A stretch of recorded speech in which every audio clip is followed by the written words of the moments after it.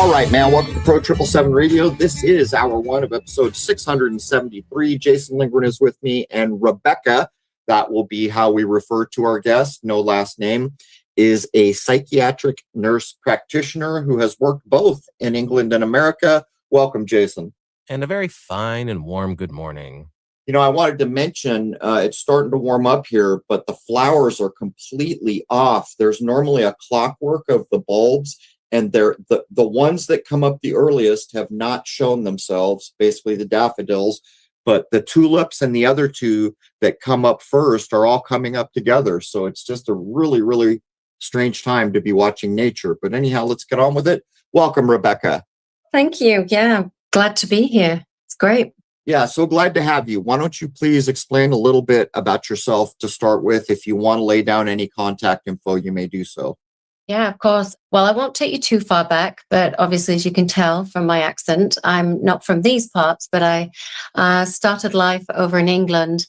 And my journey into nursing started quite young when I was 16, and I had a car crash, and it was quite a bad one. I had multiple burns on my body, and obviously they took me to hospital. And, you know, you're in hospital, you have all this technology and everybody's going around, the doctors, the nurses, the medications they give you. But it was one student nurse that put me back together. And I still remember her name now. She was incredible. Back then we had to be in individual rooms in case of cross-contamination. And, you know, I was a 16-year-old girl. I was there on my own. I had burns to most of the upper part of my body. So my body was kind of exposed, and doctors are coming in and out. And she was amazing. She would come and she would eat her lunch with me, so I wasn't on my own, and she would make sure I was covered up. And she looked after my mental health. And I just remember thinking I want to do this one day. I want to make somebody feel how she made me feel. And life took a different turn for me. When I left school, I didn't go straight into nursing. I did a big corporate job. And in England, you don't do nursing because it's a vocation. It's a National Health Service. So it's not particularly the best paid. And I went into the corporate world instead and had a great career down in London. And then in my early 30s, I found myself on my own, a single mom. I was going to be a stay-at-home mom, and that didn't work out. So I was like, well, I'm going to be a nurse. Let's do this. So I went to university, and I'd always wanted to do it. So I was really, really excited about going to university and becoming a nurse like that student nurse was. And pretty quickly, I realized that it wasn't the career I thought it was going to be the career. Now, this is some 20-something years later, 20 years later. And I remember sitting back then, we did 50% in the classroom, 50% on the wards, on the floor in the hospital. And I was sat in the auditorium listening to the professor talk about nutrition and how important it was for wounds. And of course, my ears pricked up having been burnt. And the fact that I've always been interested in nutrition, holistic health, plants, herbs. It's just kind of in my nature. And they were explaining how important it was to have good nutrients, good nutrition, sunlight even they were talking about for wound health and for physical health. And then literally, I think it must have been 2 or 3 days later, I was on the ward. It was just a gen surge ward, so there was all sorts of different things going on. But we had people with wounds, and I remember sitting there and seeing the lunch being brought out. And because the lecture had been just a few days earlier, it was very fresh in my mind. And I looked at what we were giving them for lunch, which was a white piece of fish. So the fish, fish is not bad. But then it was white mashed potatoes, a white sauce that went with it, and cauliflower. And it wasn't even made fresh, it was probably powdered mash. And I did remember thinking a little bit of a disconnect here as to what I'm learning and to what I'm seeing. And that kind of carried on. There was many times that in the 3 years of my degree that I almost gave up because I just didn't see what that student nurse did for me all those years earlier, that wasn't nursing. And this is 20 years ago now. So I've been a nurse 20 years. And it was just very disillusioning. And it made me feel like maybe nursing wasn't the profession for me after all. But I'm not a quitter, so I finished it. And I really didn't know what I wanted to do. I didn't particularly enjoy it. And then in my final year, as luck would have it, the last placement I was given was on an oncology surgical unit. So cancer surgical unit, with lots of patients with mastectomies and hysterectomies due to cancer. And I fell in love with nursing. That's where I fell in love with nursing. I fell in love with the patients. The nurses were different. And it was more what I'd witnessed prior when that student nurse put me back together. There was a lot more empathy. The patients themselves were incredible. They were very stoic. Here they had been given a disease that could potentially take their life, and they were the most least complaining patients I'd ever taken care of. And also you got to know their families. It was just a very different way of nursing, and I decided that's what I wanted to do. So I left, I completed my studies, and I went straight into oncology, and I learned how to give chemo, and I was on the floor a little while, and then I ended up working in outpatients. And I really loved it. I liked the continuity of care. You got to know your patient. And contrary to popular belief, it isn't all doom and gloom. And this was in the UK.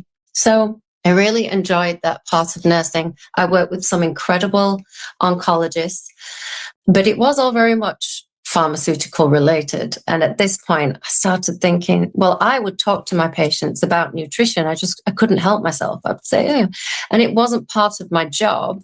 That's just the way I am, and exercise. And then, life takes a different turn, and I ended up coming to America and falling in love. And then I became a nurse over here in America.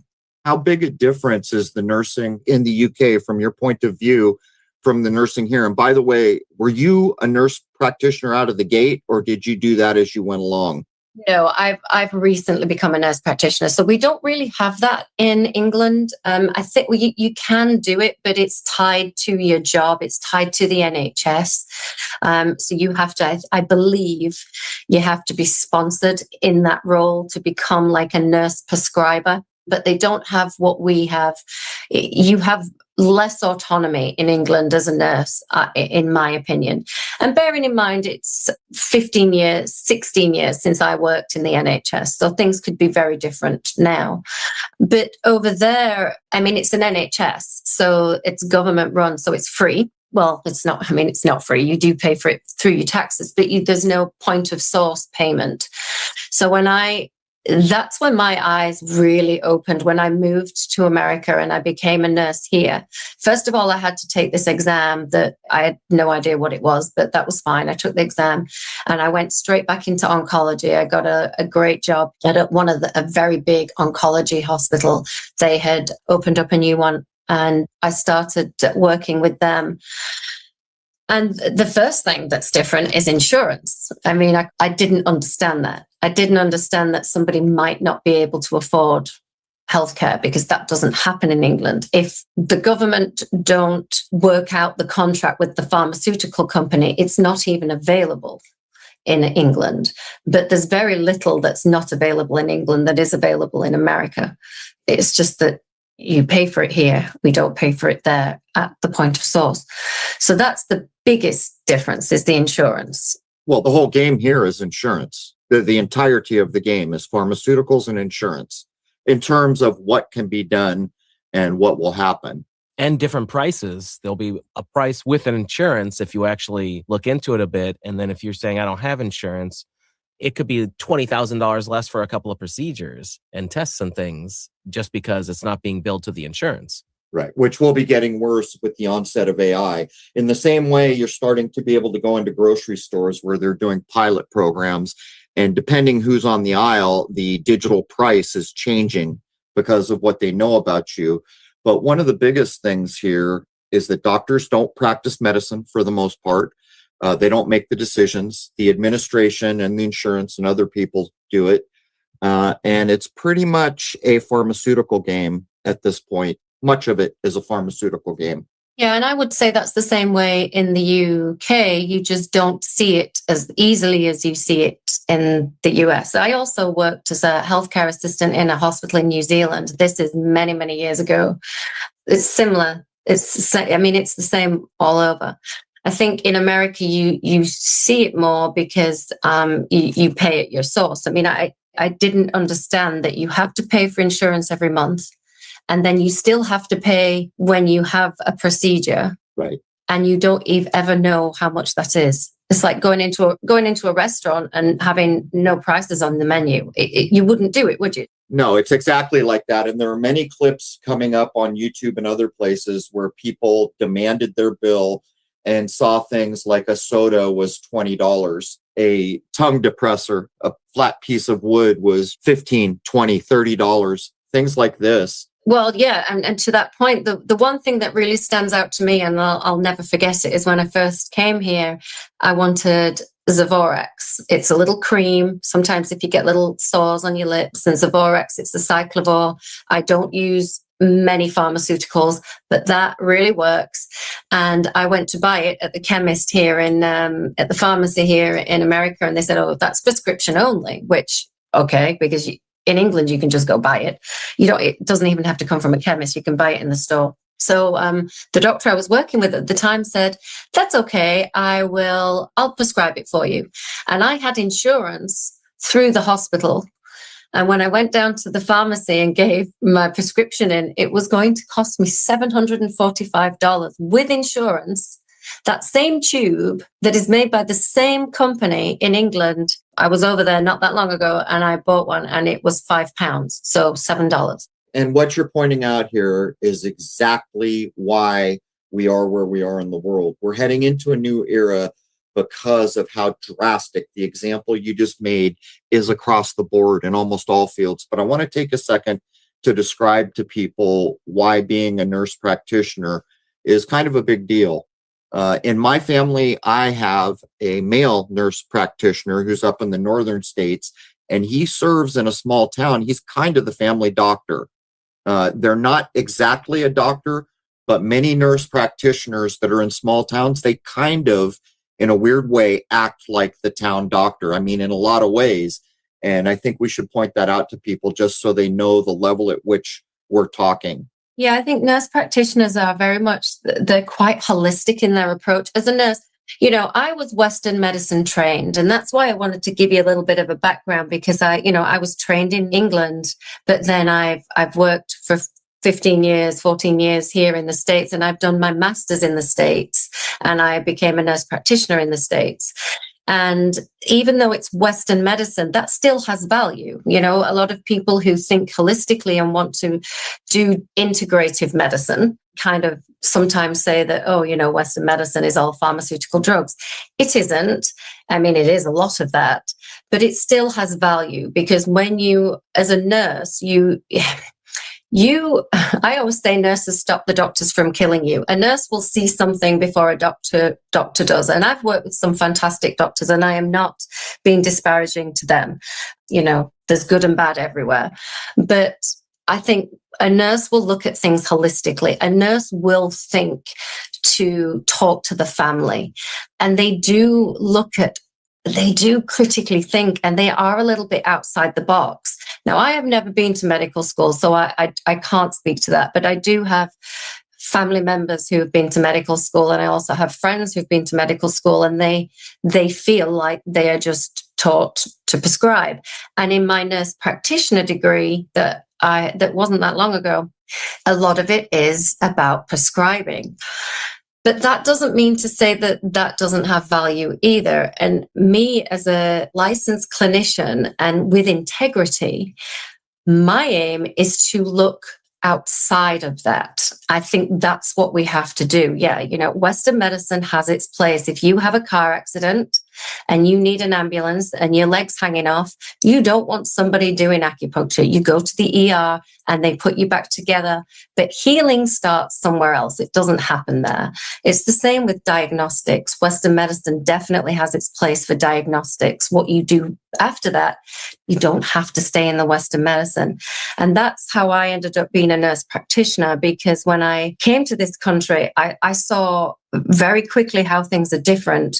And there was a little bit of the holisticness, that element seemed to be missing. And even though, like I say, I work with some great doctors and nurses, everybody's kind of just working in their silo. And there is some indoctrination. There's no denying it. That's what happens. If you're a hammer, everything looks like a nail. I was an oncology nurse. So if any of my friends would say to me, oh, can you look at this? I'd say, you don't want me to look at it, because I'm going to say, get that checked out, because everything to me was about cancer. An ER nurse will look at it that way. But you still have to look at everything holistically, and that's what's missing. The body is a whole. Interestingly, as a psychiatric nurse practitioner, I'm an integrative psychiatric nurse practitioner. So I'm not going to just prescribe a medication and I'll see you in 3 months. We're going to find out why you're depressed. I'm going to look at your labs. I'm going to look at your lifestyle. We're going to look at trauma. We're going to look at the whole picture. Interestingly, gut health. Gut health is huge for mental health. Interestingly, though, under my scope of practice in the state I practice, if I recognize that my patient's depression stems from a gut issue, as a psychiatric nurse practitioner, it would be out of my scope of practice to treat them. I would then have to send them to a referral to a family nurse practitioner or a doctor or a GI doctor or something to treat them, which to me is insane. The whole body it's all one. So we've got to talk about this for a minute. There's so many things that you just covered that I want to get into, but what you're hitting on, I'm seeing everywhere. And by the way, I'm noticing that so many nurse practitioners are going towards holistic ideas, natural ideas, because they're recognizing that the healing is missing. Early on, you described the food where you were being trained, and I was sitting here smiling. I spent time in Korea and learned many things about that ancient culture. One of the things is their diet, the way they eat is put together so there's color codes. And if you have all the colors of food, you know you're getting a complete meal. If you look at the very old Chinese medicine, nutrition is a massive part of it. And what I see is so many of the people in your field who are interested in actually healing, which is pretty much absent for the most part. Like you said, you break an arm, you really want a Western ER. You need a surgery, you really want a Western ER. But after the fact, and here's the example, about a year ago, I broke my ankle. I went into the ER, they put me back together, but as I was getting ready to go, they handed me a slip saying you need to go to a surgeon. And so I took the slip, and I already knew the game because I talked to 4 other people within the past year who had broken their ankle. Each one of them was referred to a surgeon. 3 of them got screws and plates in their ankle. Every one of them, after a year and all kinds of issues, had all the stuff they put into their ankle pulled out. So when I walked away, I'd already learned that. And I said, if I can't walk, maybe I'll go see the surgeon, but I could walk, it healed up. My point here is the gap you're starting to fill is the recognition that healing is absent from the pharmaceutical model. 100%. And that's very well said. The healing is definitely absent from that model. And healing is inside all of us. We all have the ability to heal. Self-heal. Self-heal. Well, I do a thing. If you close your eyes and I ask you to point to yourself, just close your eyes and point to yourself, and then open your eyes and look at where you're pointing. You're pointing to you. And actually, probably 99% of the time, people point to their heart. They don't, when you're talking about yourself, you don't point to your doctor or to your spouse. It's within you. You know, your own body knows how to heal. And that is very much missing from the Western model, because and the Western model is just a model. It's a model of care. We've got Chinese model of care, we've got Ayurveda model of care, we've got Western model of care.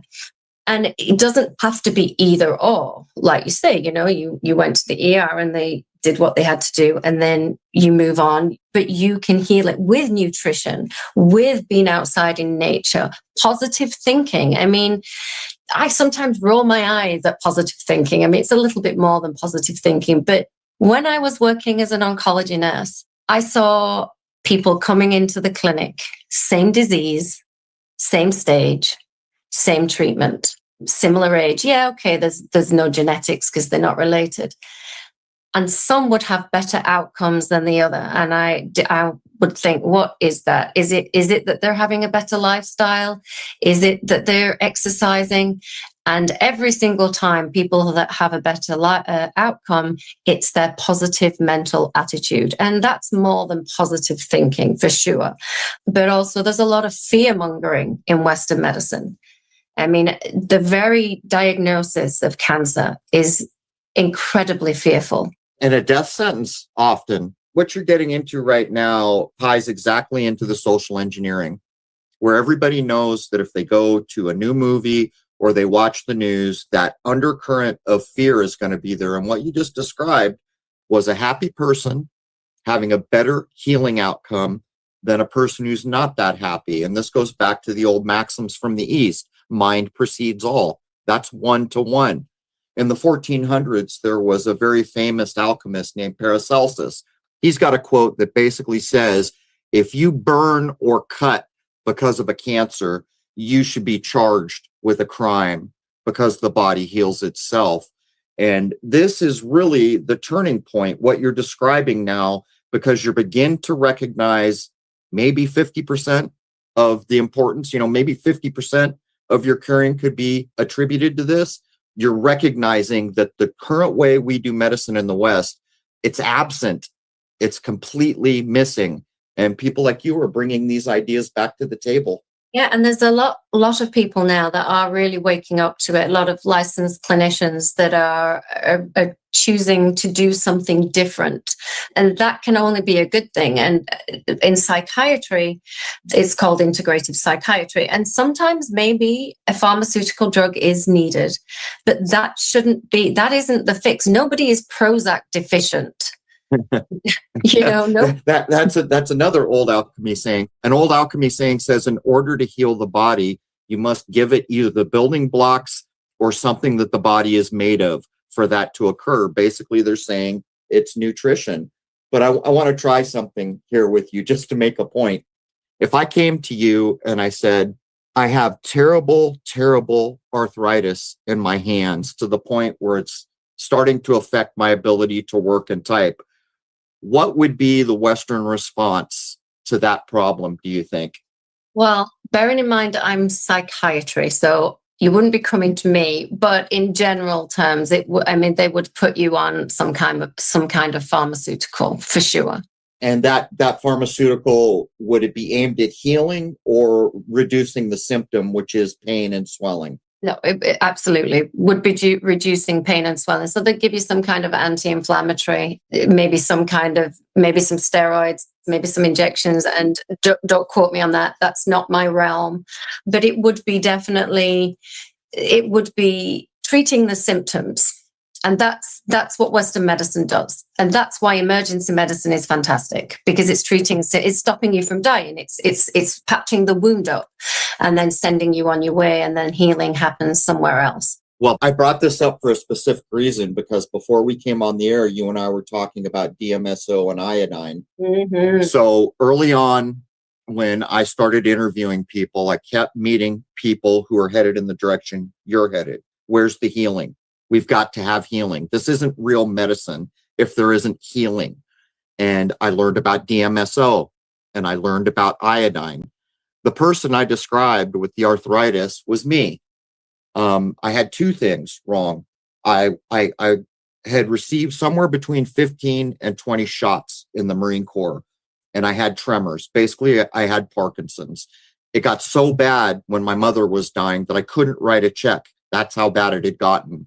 Then I started to get arthritis in my hands. I learned to take DMSO and 50-50 it with Lugol's iodine. And just for people listening, if you're going to use DMSO, you've got to know the safety of it because it pulls anything you touch into your body. But when you do it, it heats up. And I applied this to my hands. As we speak now, having learned from Recoweg remedies, it's just drops of stuff you put under your tongue. There's nothing in the Recoweg bottles except a vibration. With the Recoweg and with the DMSO iodine, I'm healed. I don't have arthritis anymore. And just to put a fine point on it, the Parkinson's was cured with basically Recoweg and Recoweg-like remedies, where there's literally no chemical component in the bottle. It's the vibration of most times a plant. And the reason I brought this up is because you and I had the discussion about DMSO and iodine, and there's a real world example. And I'm not suggesting people treat themselves this way. I'm simply explaining to you what I chose to do. And what's fabulous about that is that we had that conversation. I've written those down, and now I'm going to go and I'm going to research that for me, because if that's something I can bring to my patients, I don't know if that would work because I'm on a psychiatric level, but I also have friends that are NPs, that are holistic NPs, FMPs, and doctors. And if it's something, I've learned that from you, if I can then take that to my team, my sort of community, then they could then use it. That's how it spreads, right? That's how we learn about these things. That's right. Like you said, not everybody should go out and just use it. There's basically 4 things that I know beyond the shadow of doubt. From Fortune, I learned that almost everything can be cured, and that the way you think and the way you are, whether you're a happy person, is roughly 50% of how your health's going to turn out. The next thing is that diet is everything. You want to heal and you've got a terrible diet, you're probably not going to do very well. The third thing is Recoweg. These are little tiny bottles. There were 2 genius brothers that didn't get along. One wrote, one formulated. And these little remedies used to be commonplace in medicine before the Rockefellerization in 1900s. The biggest thing is Recoweg exists, and you can buy it on Amazon. And lastly, DMSO and iodine. Those are the 4 biggest health changers that I've learned in all my time doing this. Well, Recoweg, if I'm correct, is homeopathy, isn't it? It's a version of homeopathy, and what homeopathy is it's the smallest. They give you the problem for the ailment, and it's diluted as if it was 1 drop in the Pacific Ocean. It's so dilute, like you say, it becomes a vibration. But then that enables your own body to build up an immunity to whatever is going on and then help you heal. And it works. And what's craziest about it is, like, Fortune would make little remedies. Some of them would be combined Recowegs. Some of them would be things that he made and added to the Recoweg because he's a holistic doctor trained. But I would get down to, just the last 7th or 8th of the bottle, and I'd be all bummed saying, Fortune, this done. He says, I'm going to teach you how to make it last forever. So he taught me how to do the dilution. The rule of holistic dilution is 1:9. And when he first began saying this, I was saying, but Fortune, you sent me this bottle and it was full potency, and now I'm diluting it down, so I'm losing its efficacy. And he said, contraire, mon frere, it's the exact opposite. He said, each time you dilute it down, the potency goes up, or maybe potency isn't the right word. Yeah, right. And I found it to be true. So every bottle of Recoweg that I get and everything that was ever sent to me, I have them in my own little medical cabinet forever because I know how to dilute. Yeah, 9 is a sacred number too. So that doesn't surprise me that he had you do it down to 9. But the homeopathy was before 1911, before the Rockefellers changed it. Homeopathy was the rule. I mean, the royal family still use homeopathy and astrology. They all use homeopathy and astrology. And astrology, right? So there's got to be something in it. Homeopathy, I mean, for so many different things, for menopausal symptoms, for depression, for some psychiatry issues, homeopathy is fantastic. But what I am very mindful of as well is that there are some things you can't nutrition your way out of. If you are lying in bed and you are extremely depressed and you can't get out of bed, me saying to you, just get out and see the sunrise every morning is not enough. Sometimes we need to give people a bridge so that they can then change their lifestyle. And that's where sometimes pharmaceutical, I mean, as a nurse practitioner, I do prescribe. But what I don't prescribe is a drug and then see you later. And then 3 months later, oh, now I'm going to give you another drug for the side effects of that drug. That doesn't happen with me. But that's what happens in Western medicine. But like you said, there are a lot of people now really seeing the deficit of the healing. And also, I think we need to understand that healing is a very individual concept. I mean, the pharmaceutical company it's the most genius business plan. The medical care, I call it a sick care industry. One size fits all, too. Yeah, and that's just not true. But it's a brilliant business model, isn't it? Because we can give all these people the same drug. Some will get side effects, and then we can give them different drugs. So we'll make more money there, and then they'll be on them forever, and nobody gets better. My model of care it's a healthcare. I want to empower my patients. I mean, I said this to you before and I will stand by it. If I have a patient and I'm still working with you in 2 years' time, we would then have a conversation that maybe I'm not the right practitioner for you. Because if you're still doing the same thing and taking the same drugs, no, I mean, there are some exceptions. There are some exceptions where medication is needed. But even if you change your lifestyle and if you work with someone who really understands that and understands trauma and where the root cause of the psychiatric illness is coming from, then you don't have to be on medications long term, or you can maybe only be on one medication, and that medication may be much more efficient because your body is now absorbing it properly or it's working properly.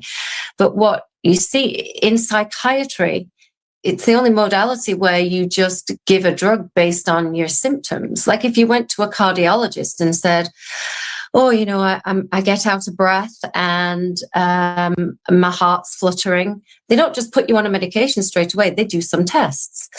Then they put you on medication, usually. In psychiatry, someone comes into your office and they're weepy and they're crying and they just go, okay, here's some medication. They very rarely asked about what's your home life like, what's your diet like, what's your exercise like, how much time do you sit in front of a screen, how much time are you in nature, you know, when do you eat, what are you eating, what's your relationship like with your children. I mean, there's 100 different things we can ask, and some do ask that. Also labs, you know, labs should be absolutely the first thing that you do in psychiatry. You know, is somebody vitamin D deficient? Are they magnesium deficient? Usually everybody's magnesium deficient because we know we don't have it in our soil anymore. You know, and these mineral and trace minerals can mimic psychiatric illnesses. There is a connection now between celiac disease and schizophrenia. And I'm just starting to research that. I mean, one step at a time, right? Don't the labs really indicate how it's absolutely not one size fits all? And I want to say this about the homeopathy too, because there really is no magic bullet. You have to discover what works and you have to discover what works for you. And the easiest way I can illustrate this is years ago when I got into sun gazing, I was amazed at the results of it. Like my vision actually got better. I've got astigmatism in one of my eyes, and sun gaze, you're not supposed to be able to cure astigmatism without surgery. And it was curing my eyes. But I had a friend who has a lot of freckles on their body and red hair. They cannot go out in the sun and do what I did. They don't have the same body type or reaction to the sun. And so when I began to realize, hey, I can deal with my own arthritis, I can fix this, my wife got interested. But what I learned very quickly is I need magnesium. I need it almost like oxygen. I needed iodine. I needed a bunch of things, but I needed it at a much different rate than my wife needed it. And this really underscores what you're pointing out, because when you do a lab, you're literally looking at what's there for that individual and not treating as one size fits all.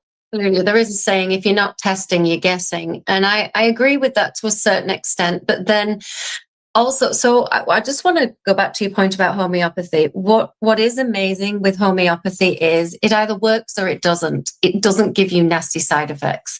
So if you want to work with somebody who understands homeopathy, they will, based on your symptoms, and it's a very in-depth sort of intake. I have a little bit of training in homeopathy, but I'm not licensed or clinical, licensed in that. But they will do a very, very intense intake. And then based on your symptoms, and this goes back hundreds and hundreds of years, they will give you their recommendation.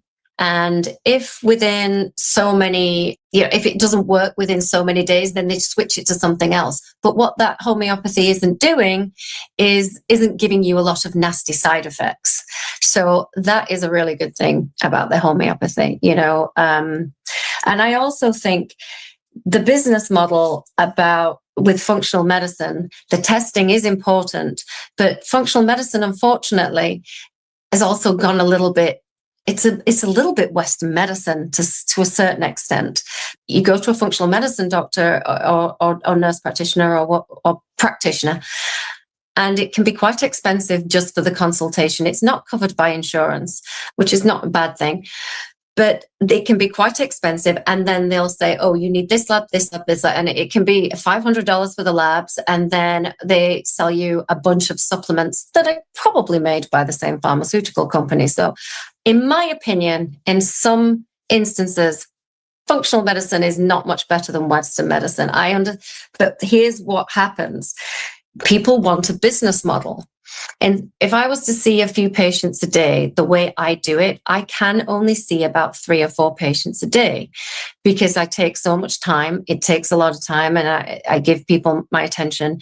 That's not a great business model for Western medicine, right? And even for the functional medicine doctors, they want to make more money. So then what they do is they send out a course and they'll put out a course. So now they can reach more people. And that's great. It's not a bad business model. But you're still not giving individual care. And what works for one person, like you just said about the sun, if someone's ginger, red hair and freckles, they can't go out in the sun like you can, but they can still go out in the sun. There is a way to do it. It's very easy. You put a hat on, you sit in the shade. You will still get the sun's ray. You still get it. You just don't get it directly. You don't need to be actually sat in the sun. And the sun is what God gave us to heal us. The sun is not to be feared. And this is kind of where I'm trying to, I'm finding my niche. The way I run my practice today, it might be very different in 12 months. And I'm not adverse to courses. I think they have the time and the place. But if you're sick, if you're not well, if you can't get out of bed in the morning because you're depressed, how on earth are you expected to do a self-paced course that's just cost you $3,000 or whatever? So to me, that's not the answer either. We have to, as licensed clinicians, and I'm talking about licensed professionals, the NPs, the nurses, the doctors, those that are interested in holistic medicine. I have friends that have turned their back completely on Western medicine and they now just do integrative or functional medicine. But in a way, I kind of feel like they're missing the point too. So I don't know what the answer is. I'm not going to pretend I do, but I'm trying to find a balance. And my biggest thing that I want to get across to people is the fear, to not be fearful. I have some clients that come to me in the past when I was doing coaching, and they're like, I've got this, and I'm like, okay, we need to get that diagnosed. And they will not go to Western medicine because they're so scared of it. That's not healthy either, because now we might be missing something. You need to, in some ways, you need to get diagnosed, and then we know what we're dealing with, and then we can treat it with all these. There's so many different tools out there. I mean, it would be a 5-hour episode for me to tell you all the things that we could do. So, as a person who can prescribe, how concerned are you? How can I frame this up? Like, I'm sure you've seen the television ads for drugs, where a recent one that I saw while I was in a store, the TV was playing and a drug ad came on. I think the drug was for like eczema or some skin problem. Maybe it wasn't eczema. but they have to list the side effects to some degree. They actually openly listed liver damage. They listed death on a recent one. We saw risk of death. As a prescriber, how concerned does that make you? Do you research all the drugs to find out the severity of the side effects? Yes, and the pharmaceutical companies do put the side effects in with the drug, and they have black box warnings. And antidepressants cause depression. Antidepressants increase suicide ideation. Why is that? I have always wondered about that. Well, because if one person in the trial started having more suicidal thoughts, then they have to list it. And these medicines work on the neurotransmitters. Each different psychiatric drug works on different neurotransmitters, and there's so many different things. So when you're messing around with those things, then it can cause, it can cause the very things that you're trying to help. But what a lot of psychiatrists and nurse practitioners or providers that do prescribe, what they don't say is they don't really tell people that. They will go over the side effects, don't get me wrong, but they don't tell them about the black box warning. And I do, or I will, because my practice isn't actually completely up and running at the moment as it stands. I will tell people about the side effects. If you want to take an antidepressant, that's fine, but here's the list of what potentially can happen. It doesn't happen to everybody, but what you see in psychiatry is people will get that antidepressants cause insomnia, because when you're messing with different neurotransmitters, then it creates a different environment in your brain. And there's add-on commercials now. So now they show the guy with the sign that's supposed to have a happy face, but it's still sad. So they have another drug that you're supposed to pile on the first one they gave you. Yeah, or it works for a limited amount of time. I mean, in some of these drugs, and I don't have statistics in front of me, so I'm really just going to say this blanket. But in a lot of clinical trials with antidepressants, the placebo doesn't fare much worse than the antidepressant drug. Like I say, I don't have statistics in front of me, but that's well known, is that a placebo is sometimes just as good as the it takes 4 to 6 weeks sometimes for an antidepressant to start working. For some people get side effects, some people don't. So, I think if you've got someone who can't get out of bed, or they are suicidal, or they're in a really bad way, and they come into your office and you're like, okay, take this, you're going to feel better in 4 to 6 weeks. But chemically, they might not start feeling better, but psychologically they start feeling better because they've been given something.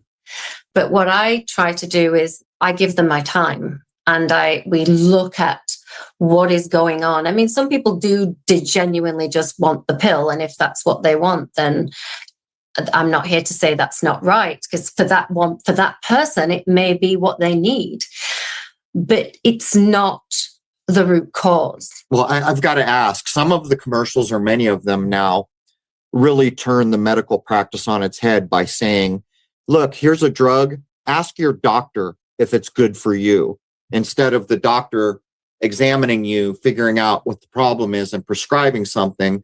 They're directing the patient to walk in and say, I want this drug.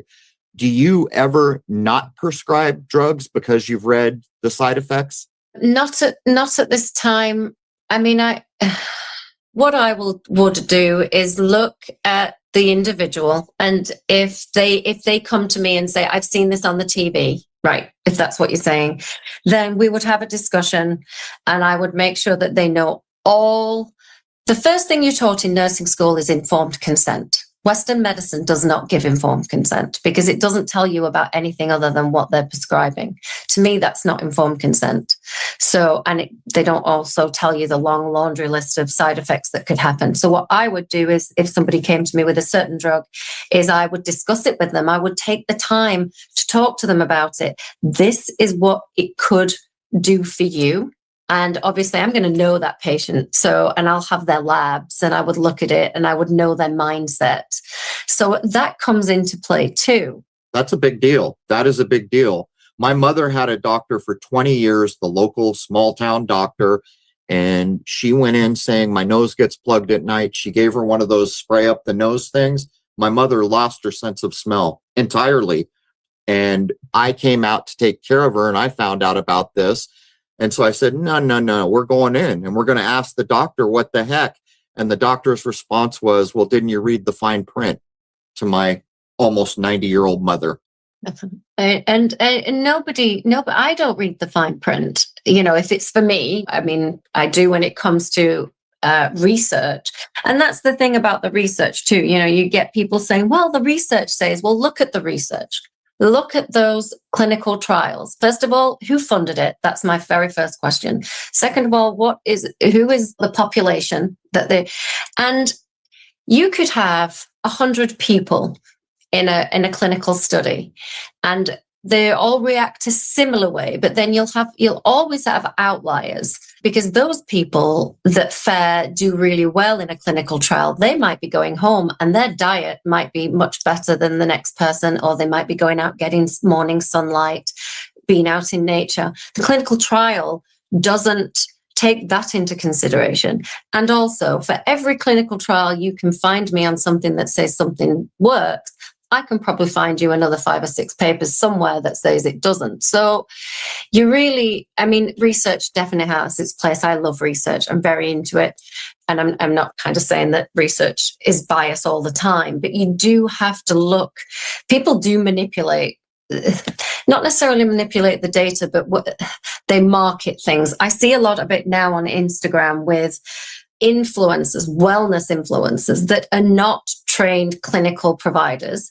And people might say, well, Western medicine, I'm not interested in that. But like I say, I'm Western medicine trained. I have 20 years nursing experience. Before that, as a care assistant, I have a lot of experience that you can't teach that. It's something you can't teach. And also, I know Western medicine. I know the system. It's like knowing the beast inside out and then working with it, because it doesn't have to be either or. And what I'm seeing a lot on the internet is that people will say, well, this research, this study shows this, and it may well do. But when you actually look at the research, the population was like 5 people, or and you just have to do your due diligence, I think. So let me jump in. We're coming to the top of the hour, but in the case of my mother losing her smell, if that doctor would have conducted herself like you do, that might not have happened. As a matter of fact, I would have to ask if every doctor did that to make sure they were informed about that. I wonder what that would do to drug sales. But we are coming up to the top of the hour. Jason, is there anything more you want to get into hour 1? For hour 2, I'd like to hear what the differences in psychiatric medicine are in the UK compared to the USA, because I'm going to guess that there are differences. Yeah, we can open hour 2 with that. And also, I probably want to mention again that clip that's been making its rounds about all the psychiatrists that were pulled over and asked a simple question going into a convention or something. Is there anything more you'd like to add to the tail end of hour 1, Rebecca? No, I don't think so. I think we covered a lot. And I like to talk, so now would be a good time to take. You're a good speaker. That's a plus. We're going to wrap up hour 1. Hour 1 is free to everybody at crow777radio.com. That is CRROW777radio.com. Members know to log in to get the full 2-hour episode. Members get access to Shoot the Moon, which is a 2-hour film Jason and I put together on my telescope work. It has 10 awards in the world. The last 2 came from India. Members get access to all the forums, where it is completely different than social media because everyone is polite there. Makes a big difference. Also, comment sections. And lastly, membership gets exclusive access to my solar work. It is my point of view that the sun is in lockstep with the era change. And as I pick up filming again this season, I'm very excited, hoping that we might get some astounding video. We'll just have to wait and see. With that, we're going to take a short break, come back for hour 1, and I hope to see you all logged in as members. I'd like to wish you all a happy, healthy, and higher-minded new era. We'll see you shortly. There it is, man. Cheers.